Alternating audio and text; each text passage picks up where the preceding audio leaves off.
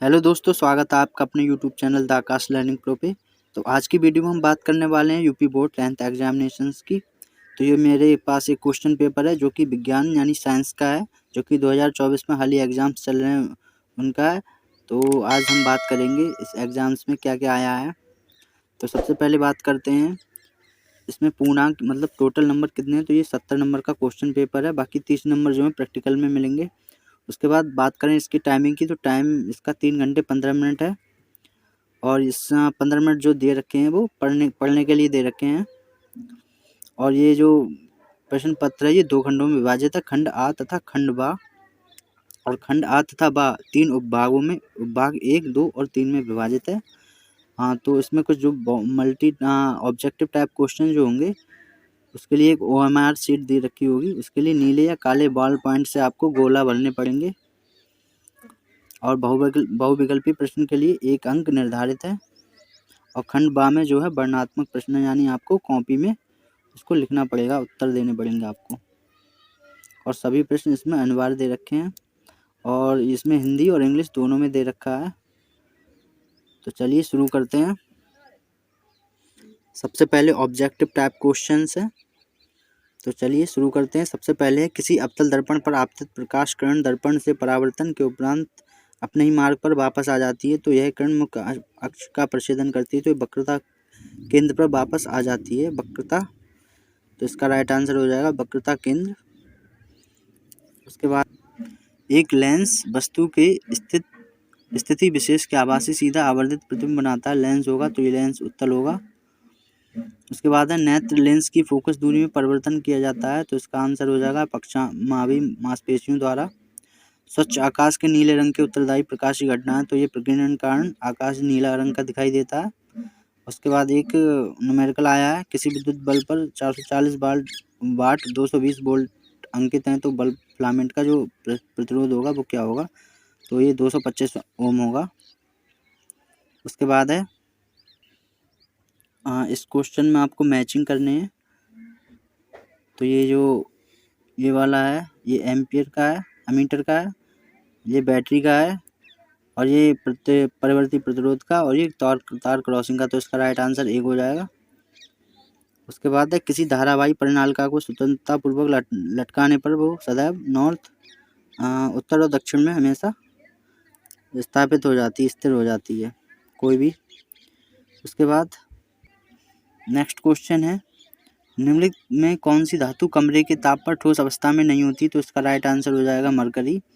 उसके बाद है, अम्ल एवं क्षारक की अभिक्रिया से क्या प्राप्त होता है, तो अम्ल और क्षार की अभिक्रिया से लवण तथा जल प्राप्त होता है। उसके बाद एक रिएक्शन दे रखी है, CaCO3 कन्वर्ट हो रही है CaO में और CO2 में, तो ये अपघटन अभिक्रिया का उदाहरण है।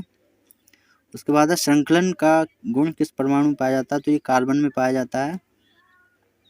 उसके बाद नेक्स्ट है, निम्नलिखित में एल्काइन है, तो CH3 C triple bond CH, तो ये एल्काइन है।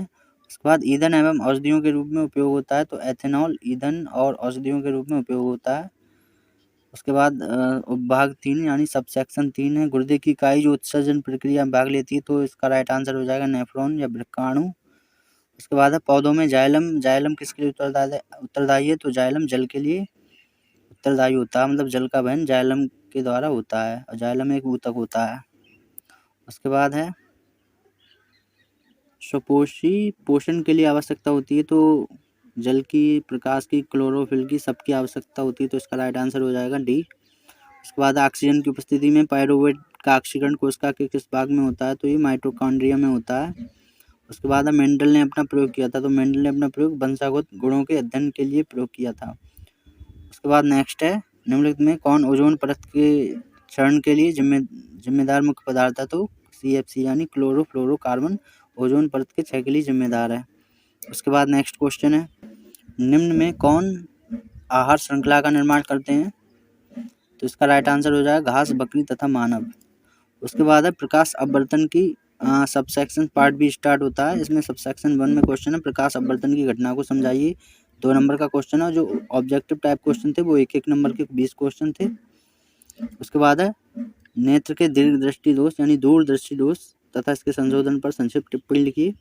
इसके बाद एक न्यूमेरिकल दे रखा है, उत्तल दर्पण की फोकस दूरी का सूत्र लिखिए और उनके 2 उपयोग लिखिए।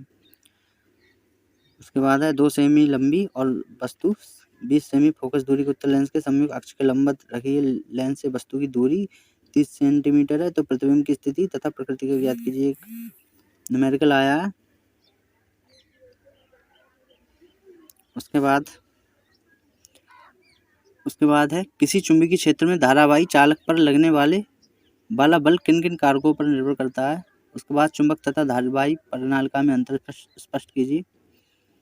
उसके बाद है समचुंबकीय क्षेत्र की दिशा ज्ञात करने के लिए दक्षिण हस्त अंगुष्ठ नियम लिखिए, मतलब जो राइट हैंड नियम है वो लिखना है।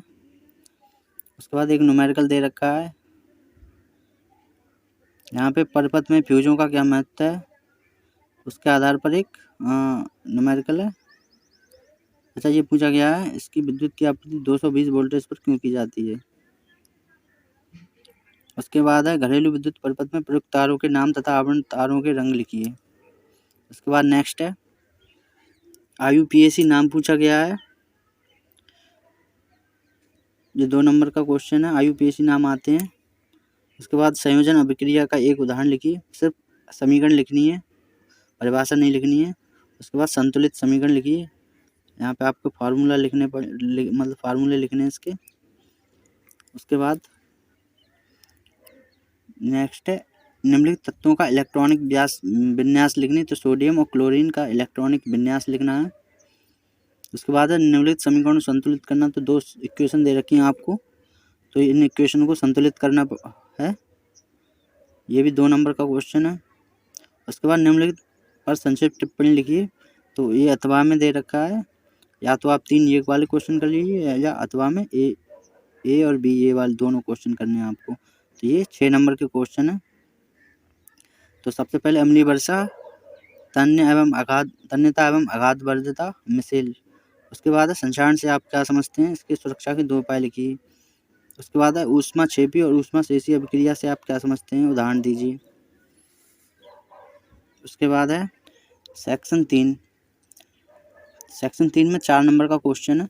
तो सबसे पहले क्वेश्चन है एक तंत्रिका कोशिका की संरचना बनाई तथा इसके कार्यों का वर्णन कीजिए। तो एक न्यूरॉन की आपको एक संरचना बनानी है, उसके कार्यों का वर्णन करना है। उसके बाद है निम्नलिखित पर संक्षिप्त टिप्पणी लिखिए, तो थायरॉक्सिन हार्मोन के कार्य क्या हैं, मुकुलन क्या होता है। तो इन दोनों पे संक्षिप्त आपको टिप्पणी लिखनी है, शॉर्ट नोट्स लिखने हैं। उसके बाद है पुष्पी पौधों में लैंगिक जनन का वर्णन कीजिए,